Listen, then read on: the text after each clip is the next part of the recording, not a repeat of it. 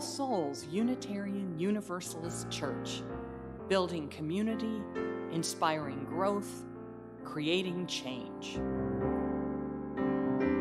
Here in the heart of Kansas City, we come together to create this hour of shared reflection so that we might be renewed in courage for these times and inspired to lives of greater dignity, higher purpose, deeper generosity, and more effective action.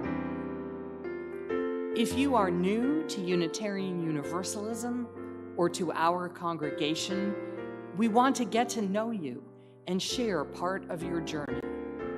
If this place is already your spiritual home, welcome once more. We need one another, and it is good to be together again. Because we care for one another's safety, our congregation is gathering online during this long season of coronavirus pandemic. Nevertheless, through the gifts of technology, we continue to celebrate community and connections as we lean into the values of justice, compassion, and reason. Together, we learn the love that has the power to overcome both loneliness in the heart and oppression in the world. Welcome to our service this morning. May the words and music and images that we offer today nourish our best selves, calling forth abundant wisdom and love. Arise, our souls, arise.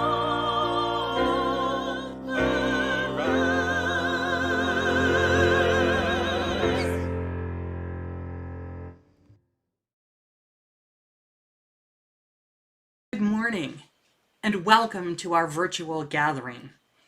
We're still working out some kinks in our improved technology, so thanks for your patience. The road of history is long, full of both hope and disappointment. In all times past, there have been wars and rumors of wars. At every opportunity, tyrants arise, bringing violence and exploitation. Human communities everywhere struggle with hunger and homelessness, and more our greed despoils the beauty and vitality of this planet. Since the beginning, we have said we yearn to become a global village. The closer we draw to that reality, the more our realization grows of how fragile this earth is and how interconnected we are, both to each other and to all of creation. We cannot continue to live in the old ways. We must make a change, see a new way, a way toward peace with justice and a healthy world. There is an election coming soon. We all know this. It will be a referendum on values, national ideals, personal character, the qualities of justice and decency. We have spoken before and will speak again about how these things connect to our faith, our spiritual growth, our moral accountability, our care for the world, and what we owe to future generations. This morning, I invite us all to take a step back and take a wider perspective, a longer history than the past 7 months, or even the past 4 years. A horizon that sees beyond these 50 contentious states to the struggles of a global village in the making. This morning, recognizing the 75th anniversary of the founding of the United Nations, we celebrate also the unglamorous, bureaucratic, institutional work that is part of how we build a new reality and change the old ways. We know now for certain that germs and viruses respect no national boundaries. Toxic wastes and hurricanes halt at no national border. Economic crisis is not unique to a single currency or one stock exchange. We all live on the same globe. There is no suffering that does not involve and implicate all of us. History shows that there is always an ample supply of would-be despots. In every age, a crop of bullies and misers who despise the suffering of others in the service of their own power and profit. And yet the record shows, too, that in every generation there are also authentic leaders, persons of generous heart and courageous vision, who see the world that might be, and invite us all into the work of bringing that beautiful hope to life. Next to decency, their greatest virtue is persistence, for they know it is work not done in a day, aspiration not realized even in a lifetime. How many people alive today remember a world in which there was no United Nations? It is fading from living human memory.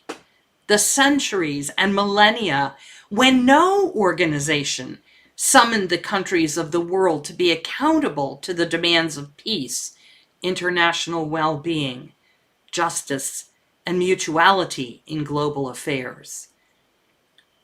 It is no perfect system that we have now, to be sure, but in less than 80 years, that is no surprise. What is remarkable is that it has endured for these more than 7 decades. That perseverance is worth rejoicing. We have always known that a different tomorrow is possible, but how can we build it? Certainly, wherever we have the privilege of democracy, we vote. If we are wise, we choose our local leaders from among those of intelligence and integrity. We work to create communities of respect and care, societies of justice and compassion. We start with our own selves, our own neighbors, our own streets, our own city hall, which is important and even holy work. But let it not end there. Let us also be accountable to a larger world, to the mutual humanity we all share, even when language and custom and laws and the very names of the gods are different. Let us honor and support the labor of those servants of the common good who seek to come together across the most vast distances and the deepest divisions, those ambassadors who craft the agreements that have no force but their own persuasiveness and the vision of a possible better world that we all share. As the United Nations enters into the final quarter of its first century, may we honor the work that it has done and continues to do. Where it has been weak, let us strengthen it. Where it has struggled to lift up our common humanity, let us support it. Where it has been met with skepticism, let us encourage it. We kindle the chalice whose light calls us together in these moments of reverent reflection, honoring the peacemakers and compassion tenders among us, in hope for the world that we may build together, step by careful step.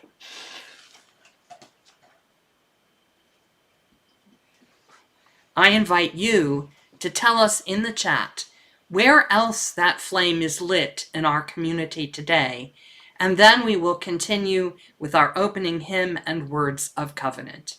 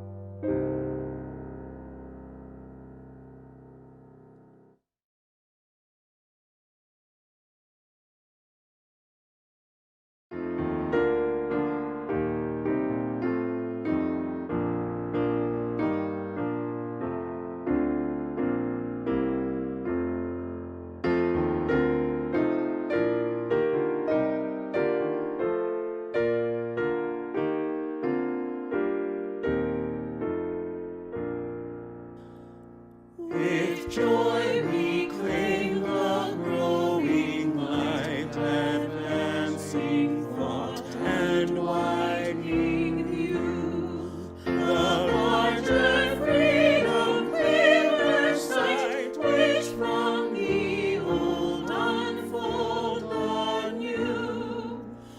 With wider view come loftier goal, with fuller light more good to see. With freedom truer self-control, with knowledge deeper reverence be. Now let's join together in speaking once again our covenant promises to this community. Together we affirm, goodwill is the spirit of this church, and service is its law. This is our great covenant, to dwell together in peace, to seek the truth in love, and to help one another.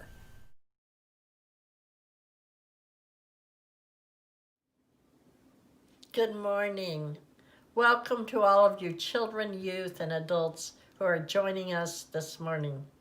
Today we celebrate the 75th birthday of the United Nations. The United Nations works for peace and friendly relations among nations around the world. The United Nations also provides aid to those in need. For many years, you children here at All Souls have participated in the Trick or Treat for UNICEF program. UNICEF is a part of the United Nations that provides medicine, clean water, and food for children in need around the world. These children need our help now more than ever during this pandemic. I invite each one of you children to imagine what it would be like for another child not to have any medicine for an illness, or not to have any clean water to drink, or to go to bed hungry every night. You can't collect money for these children through trick-or-treat boxes this year, but you can still give something to help a child in need. Perhaps the money that you give may help a child just the same age as you. Please talk to your parents about how you can donate to UNICEF. Perhaps you can share some of your allowance money or your birthday money, or you can do some extra tasks around the house to earn some money for UNICEF. Your parents can send the money to All Souls. And I invite all of you adults to donate to UNICEF as well. You can mail a check to All Souls with UNICEF on the memo line, or you can give electronically on the All Souls giving site and click on the UNICEF choice. I want to thank all of you children, youth, and adults in advance for your generosity. What greater gift to give to the world than to help save the life of a child in need.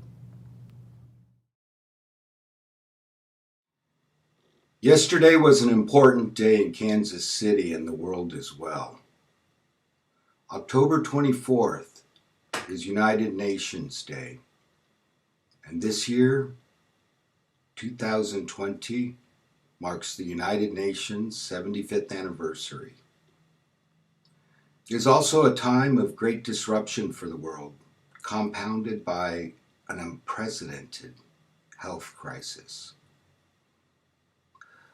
But times of struggle are also opportunities for positive transformation, and the UN's founding mission is more critical now than ever. Multilateralism becomes a necessity as we face new global challenges and build a more equal, resilient, and sustainable world. In September 1981, Reverend Don Vaughn, Senior Minister at All Souls, nominated Dr. Manny Pedrin as envoy for the UNO, a position he passionately loved and deeply cared about for many years. Through the leadership of Manny and Sarah Pedram, along with generous support of All Souls members, our church was recognized as a blue ribbon congregation by the UNO from the United Nations office. Manny is well loved at All Souls, and his new home at Anthology Senior Living. His wife Sarah and their family visits Manny every day. Our offering today is in honor of Manny and his great work with the United Nations. It will support the United Nations and UNICEF. UNICEF works in over 190 countries and territories to save children's lives, to defend their rights, and to help them fulfill their potential from early childhood through adolescence. Thank you, Dr. Manny Pedram, for your leadership in the UNO, with the goal of world community with peace, liberty, and justice for all. The offering will be given and gratefully received.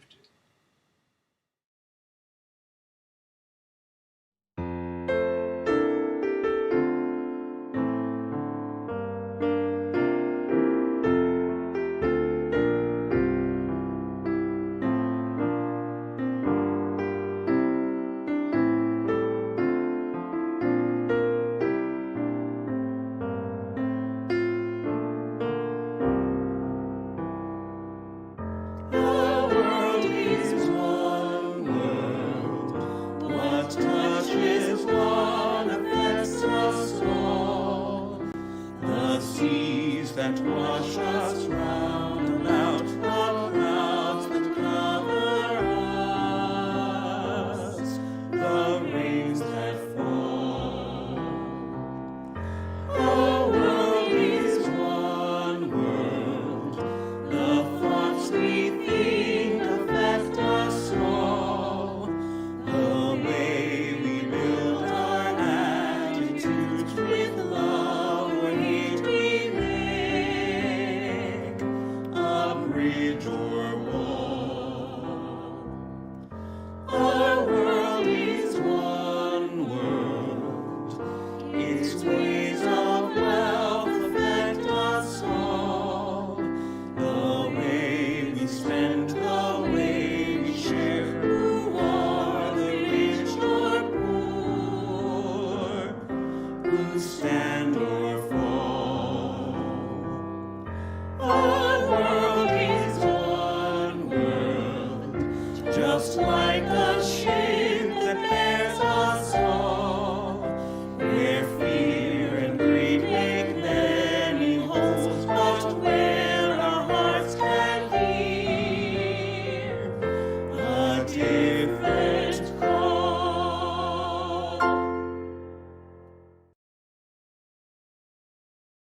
Let's say together the words of dedication for our offering. We dedicate our offerings and our actions to the mission at the heart of this congregation, to build a respectful, caring community, to inspire personal and spiritual growth, and to create change toward a just and compassionate society.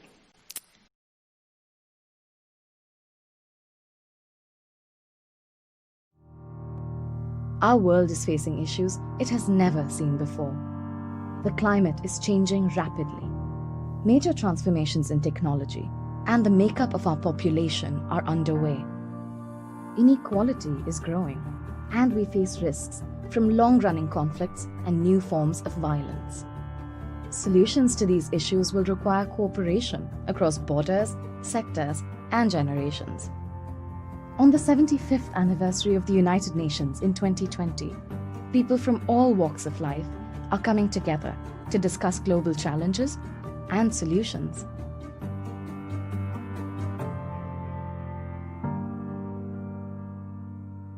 I'm Eric. My name is Michael Johnson. Я Саша Макаричева, мне 10 лет. I am Eric Spiekerman. I am now almost 73 years old. 我叫朱琳。 I am Samson Ogbole. My name is Bob. I am 17 years old. What are the big issues facing our world? That's a big question. Poverty that comes from inequity.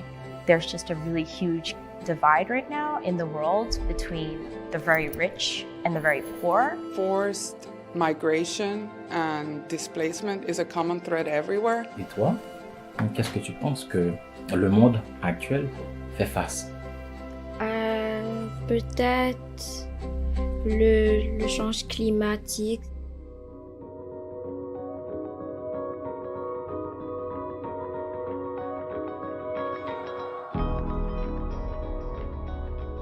国家方面的话，就因为气候的变化导致很多的极端天气，然后带来了很多的一些自然灾害，导致了有些地方的人就是流离失所，造成了很严重的一些经济损失。 So how does climate change impact you? Living on an island, we are very close to the ocean. So that's a huge population that's affected by the movements and the energies of the ocean. For the local farmer, food production has become a major challenge because there is a need to ensure people get fed irrespective of what's happening. We're getting an increasing number of large storms that are causing our floods levels to rise, making it cost prohibitive for people to live in our communities where they've lived for generations. People are going to have to start making hard decisions about how to either protect the shoreline from rising water levels or relocate. What steps can we take to solve climate change? 从减少生活上的能源消耗，还有就是减少排放。 I mean, we are facing a global problem, so I think the important task is to face that problem all together. There's no way to resolve the crisis we have at hand without holding the biggest emitters accountable. We need to understand the causes of climate change so that we can mitigate against it getting worse. On the flip side, there is a need to have adaptable technologies.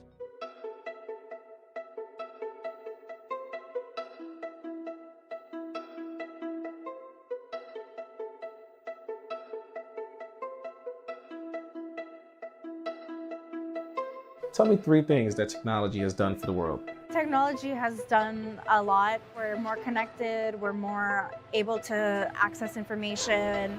Technology has fed more people. I think it has cured disease. Some of the negative impacts of technology that we see in the world is the rise of data and how easy it is to violate that. Nobody has any privacy really anymore when you think about it. Technology is not distributed equally. And then if not everyone has the same access, not everyone will be able to be eligible for jobs of the future. If we talk about how technology has connected us, in the same way it has divided us. 但是实际上存在于互相沟通之间的这个语言暴力和一些甚至是一些暗藏的一些手段会变得更加多一点。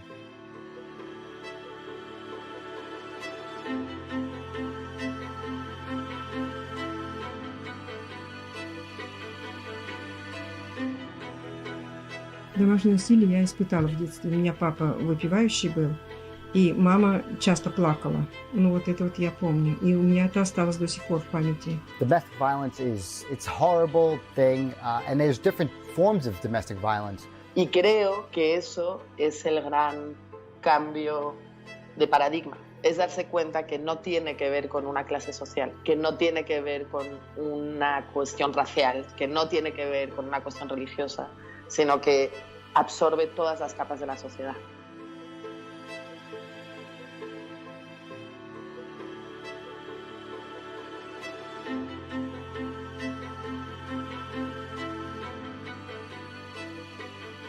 Violence 在过去的很长一段时间里面，它它一直到现在变得越来越容易实施，变得目的越来越多样，而且形式也越来越多样，而且变得越来越不可预测。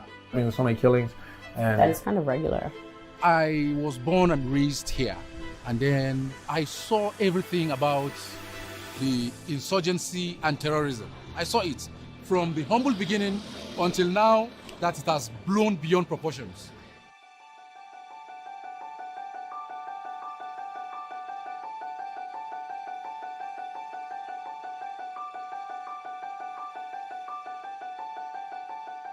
Papa, ils sont quoi les différents types d'inégalités dans le monde? Oh, l'inégalité, c'est un sujet assez intéressant. Hein. Ça peut être entre humains, entre sociétés et entre individus. Everybody will want to seize the opportunity to get educated, but not everybody has access to that because of the cost of schooling or education. There's no denying that there's an increase in homelessness in the city, yet even I find myself, what can we do? You know, like something is internally or externally wrong with what's going on worldwide that people are suffering, and there's this gap. I think women still remain the most marginalized group of people within my community. And women still have to bend their backs to get things done and to get what they truly deserve. I already faced racism in my daily life, where I was bullied because of my skin. What can you really do? And does it really matter? 这个的话，就是我希望在人们在看到一些不公正的一些事情的时候，能够勇敢地站出来。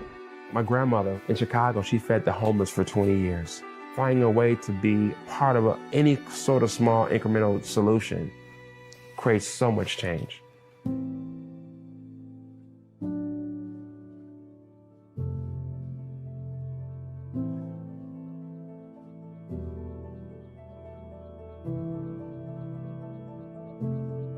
Я слышала, что некоторые люди уезжают из-за войны, потому что им начинается война в их стране, некуда деваться, и они переезжают.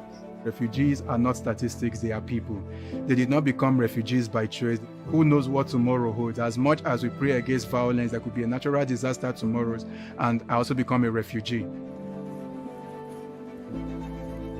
Ну, совсем землю-то бросим.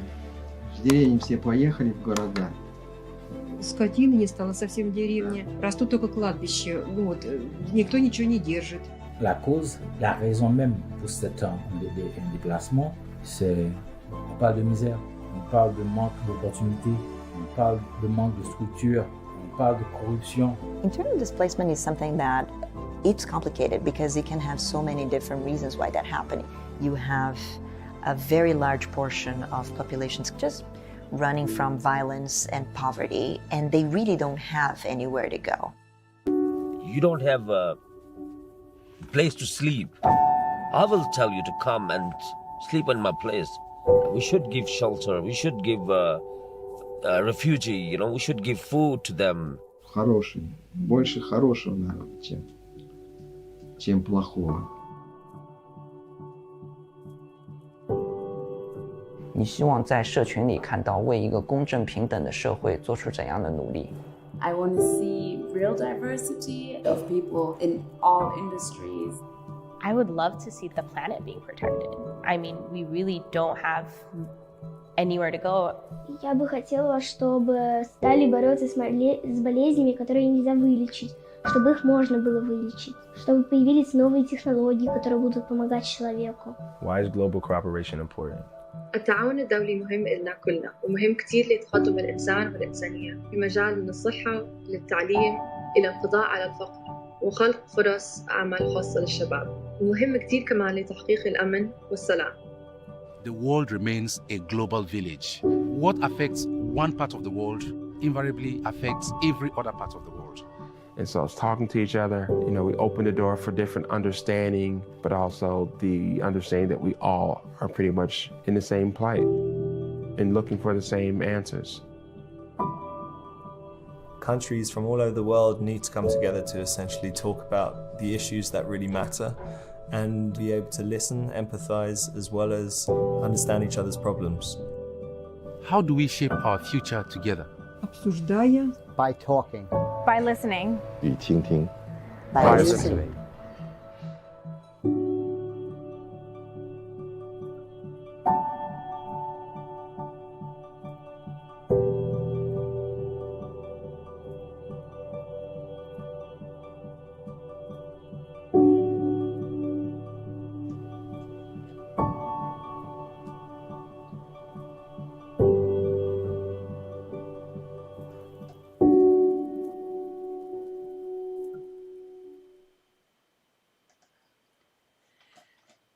Here's the thing about 75 years ago. There were almost no white men who did not assume it was self-evident that white men ran the world. And moreover, that white men, by the natural order of things, ought to run the world and knew with certainty what the best thing was for everybody.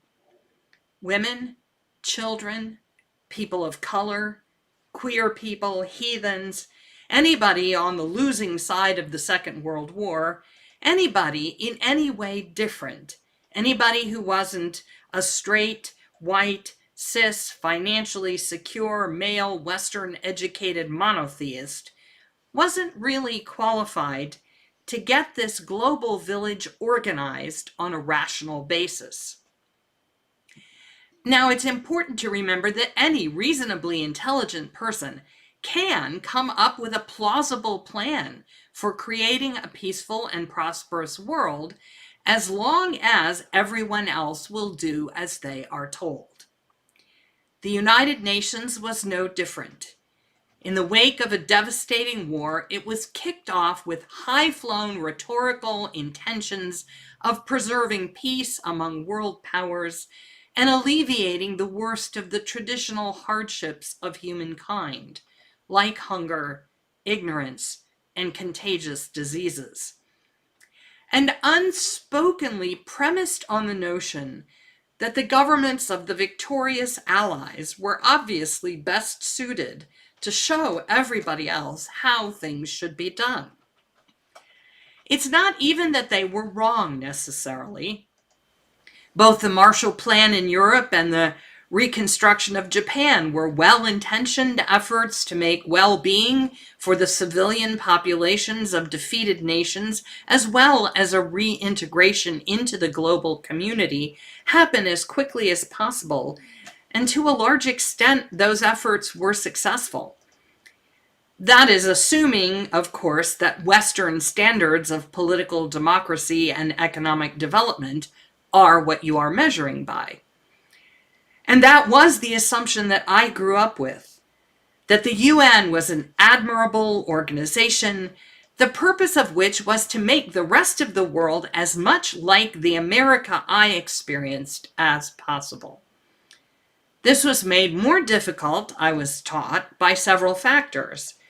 One, the poverty of other countries who could not afford to vaccinate and educate their children, who were often beset by floods, famines, and other disasters over which they had little control.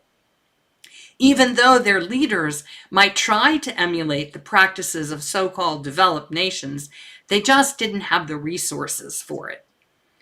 Two, not all nations had leaders who wanted freedom and prosperity for their people. Some were still subjected to distant colonial powers, which profited from their dependence and did not want them to become sovereign in their own right.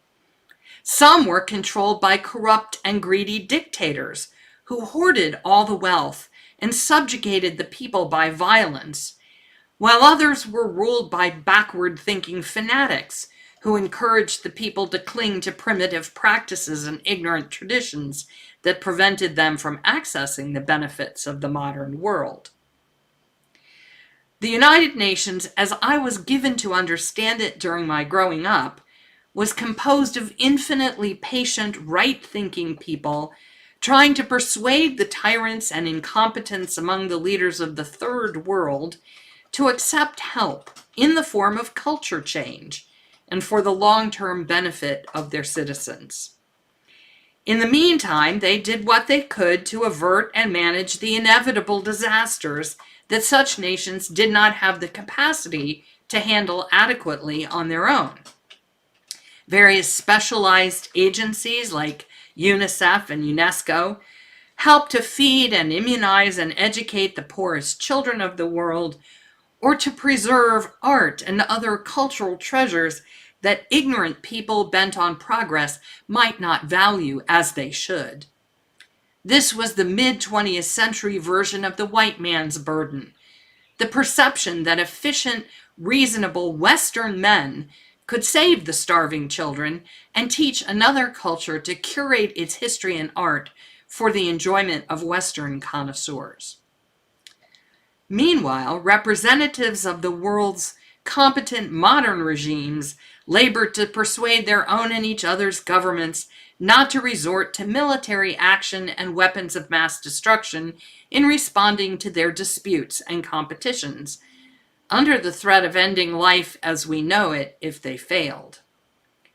Committees and subgroups with relief of suffering as part of their mission, including the UN International Children's Emergency Fund, UNICEF, and later the UN High Commission for Refugees, did regularly appeal to the public for funds to support their work. But aside from my own annual trick-or-treat for UNICEF, I had no awareness of the United Nations as an organization inviting any form of input from its global constituency.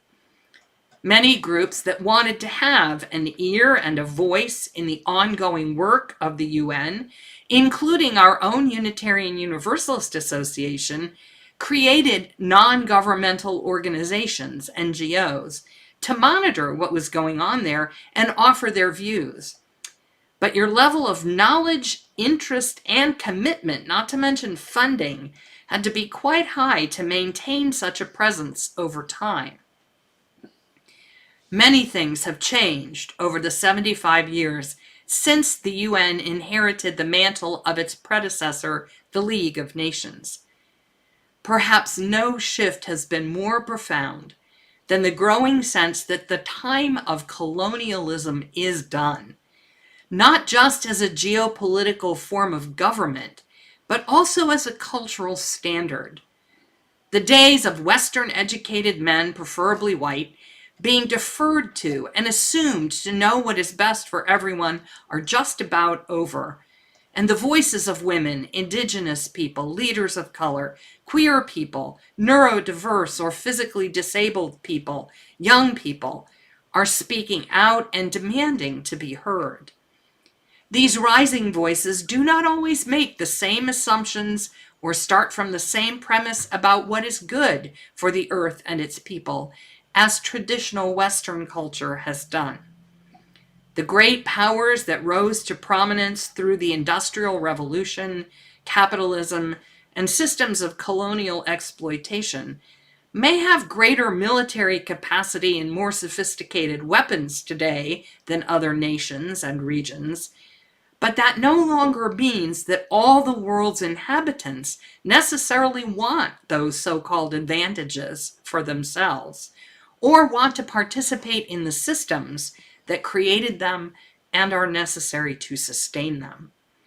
The price of industrial and economic modernization has grown increasingly clear, and it appears less as inevitable progress and more as a series of trade-offs, not all of them always worthwhile in the eyes of people who might yet choose a different path. And so, as part of its 75th anniversary observance, the United Nations has embarked upon a project that is relatively unprecedented in its 3/4 of a century. It is inviting the people of the world, its consumers, if you will, to describe what they would wish for from the outcome of the UN's work. In one format, the questions are posed this way: what kind of world do we want to live in? Are we on track to get there? What actions need to be taken in order to move toward that vision? Once upon a time, perhaps it seemed like all the answers to all three of those questions were obvious and universal. And it may well be that some or many of them still are the same for the majority of folks across the globe, but maybe not. And I think that every time we as a congregation recite our mission statement, we are answering those questions once again. I think every time we lift up the 7 principles of our larger UU association, we are affirming the kind of world that we would like for our children and ourselves. Every time we come together to strategize about making our city or our country or even our own little covenant community better, we are asking ourselves what actions we need to take to move toward our vision of what the world might yet be. We have discovered that the voices of the dominant culture cannot be the only ones heard or given weight. Space has to be made for those who are new to this conversation. Not that they haven't always had ideas and visions and demands, but now that they are making themselves more fully present, some of us may have to pause so that they can be genuinely heard. But that pause, to create space into which diverse voices might speak, does not mean that we who have been at the table longer need to bring less vision or hope of our own. Indeed, every time we amplify and endorse marginalized voices, we give expression to one of our most visionary hopes, which is that there might be a safe place for all voices to offer their own concepts of the common good. It seems to me that the United Nations might be one suitable place to pursue that possibility. There are some other answers that seem to me obvious priorities. Start with the health of the planet. Climate change is killing us all and becomes more critical with every day and every decade that passes. When the nations of the world came together 75 years ago, pollution, as it was then called, was a second or third order priority. Then it was experienced as a local problem. Particular rivers were poisoned. Specific cities had bad air quality. Certain areas were suffering from overgrazing or deforestation. Now we know that there is no part of the globe, including the farthest reaches of the Arctic ice, that is unaffected by our toxic waste products and heedless consumption. And we know that no one nation or culture can fix or heal these damages. If there was ever a problem that called for global cooperation, this is the most clear alarm. If we want a living Earth, we need to understand more fully how our human impact is harming it, and then figure out how to turn away from those harmful activities. Awareness and technological ability may both be growing. The question is, can we get our act together soon enough? Or is it in truth already too late? These are questions that we must pursue as a creative, concerned, global community. Again, what better place than the United Nations to curate this process? Or start with the children, who have been a focus for all of the past 75 years. Hungry, sick, and ignorant children have a huge struggle to grow into effective world citizens. A few numbers from the World Health Organization show that this focus has not been fruitless.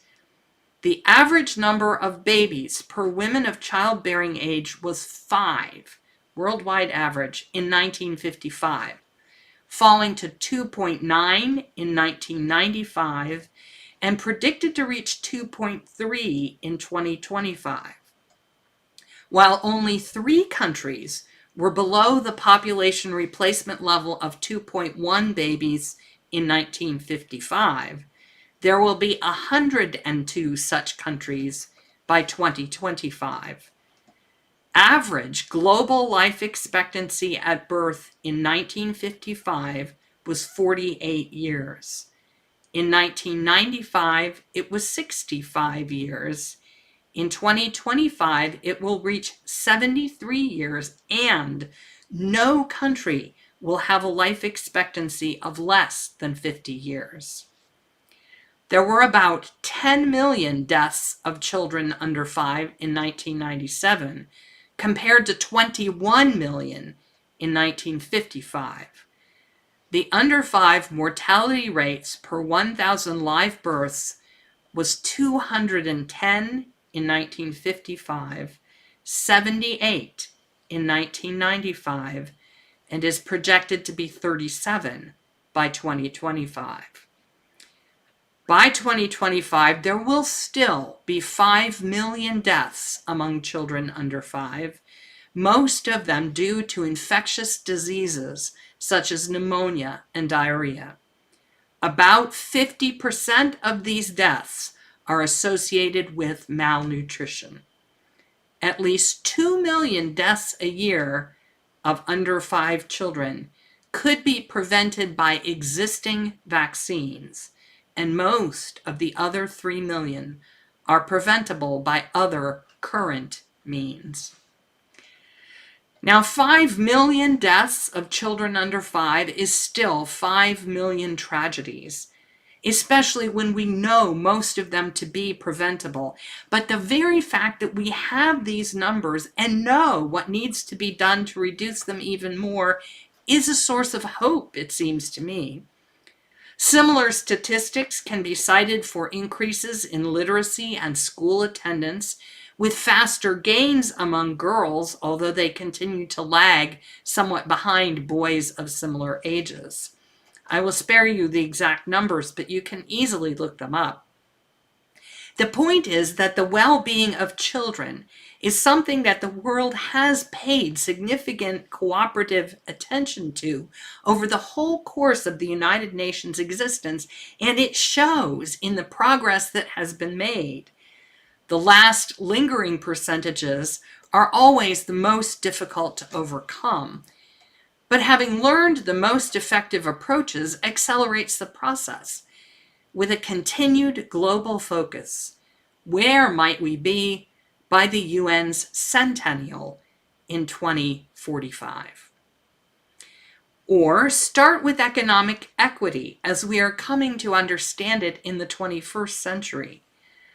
The twin legacies of slavery and the colonial theft of indigenous lands and resources is an accountability that is going to need to be reckoned with on a global scale. Practices of reparations will need to be created that can seek to rectify generations of injustice and dispossession. Wealth gaps that allow individuals, families, and corporations to control the bulk of a community's or a country's resources are not sustainable if we want peace or justice or genuine prosperity. Markets that can be rigged to profit a few privileged elites are not the engines of progress for the commonwealth of humanity.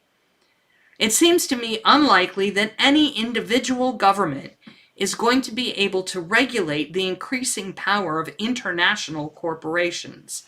That is a challenge that will require the combined efforts of all who want honest commerce and innovation to serve the common good across the globe. The United Nations is an institution that might help bring such a vision and such efforts into being. There are many other pressing issues that demand a worldwide approach, responding effectively to pandemics, just for instance. If the United Nations did not already exist, it would urgently need to be created.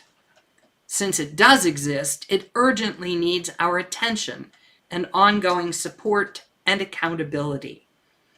Like democracy itself, the UN functions through persuasion and the traditions of assent to mutual respect and self-restraint. It will always be an annoyance to despots and dictators, those who want no opposition and no hindrance to their exercise of power and self-dealing will invariably call it ridiculous and reject its claims upon them. All the more reason for the rest of us to celebrate it and affirm our ties to the largest possible covenant community of all nations and all the world's peoples. As we struggle for the future of our own country's historic experiment in government of and by and for the people, let us not forget that we are more than just citizens of the United States of America. We are also global villagers who owe a duty to the planet and all the 7.8 billion neighbors with whom we share it, and the future we must build together. I used to sing our closing hymn as a triumphant paean to the progress of the Western European Enlightenment, secure in my expectation of its eventual victory over all the irrational, tradition-bound, primitive, and tribal forces holding the world back from progress. These days, I hear it differently. Now, for me, the ringing grooves of change are not so much the inevitable advance of my own culture obliterating every other, but rather the change that comes from moving my perspective out of the center, so that the beacon might shine more clearly to those who have been so long pushed aside to the margins of history and power. In order for the world to change, our institutions must change. That is the only way that they and we and our children will survive. May the organization and the work that is the United Nations continue to change and grow in integrity and impact into another century and beyond. Let's sing.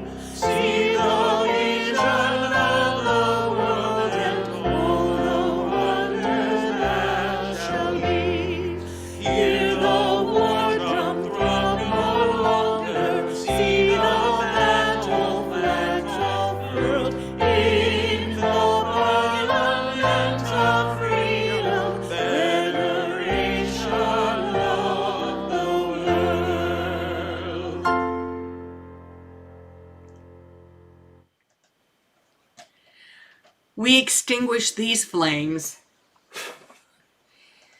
but not the light of truth, the warmth of community, or the fires of commitment.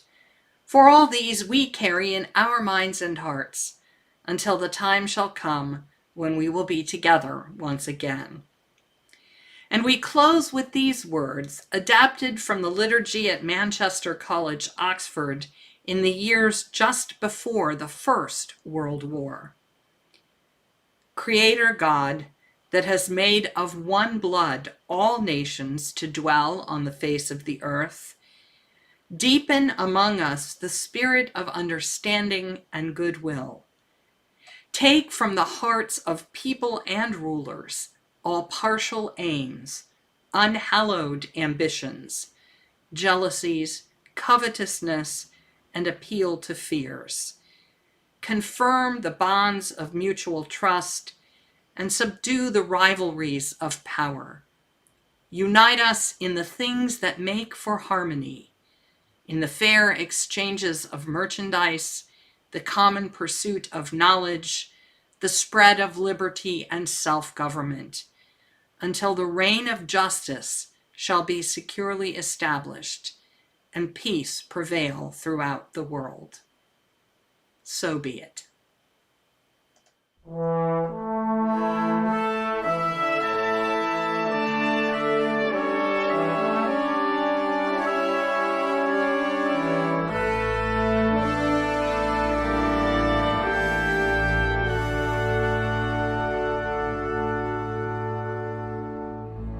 We, the peoples of the United Nations, determined to save succeeding generations from the scourge of war, que 2 veces durante nuestra vida ha infligido a la humanidad sufrimientos indecibles, وأن نؤكد من جديد إيماننا بالحقوق الأساسية للإنسان وبكرامة الفرد وقدره وبما للرجال والنساء والأمم كبيرها وصغيرها من حقوق متساوية. 创造适当环境，彼可维持正义，尊重由条约与国际法其他渊源而起之义务，久而浮现。 à favoriser le progrès social et instaurer de meilleures conditions de vie dans une liberté plus grande.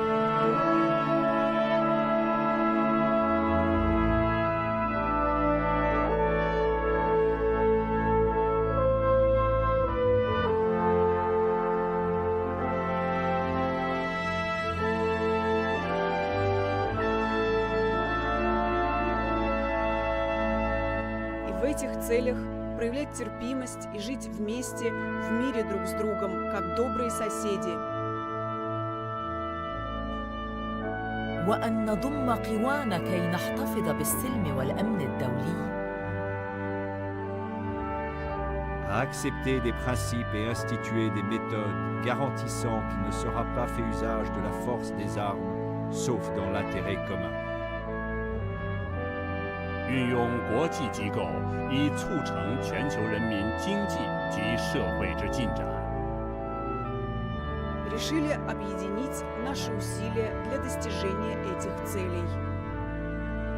Accordingly, our respective governments, through representatives, assembled in the city of San Francisco, que han exhibido sus plenos poderes encontrados en buena y debida forma, قد ارتضت ميثاق الأمم المتحدة هذا. and do hereby establish an international organization to be known as the United Nations. Long live the United Nations.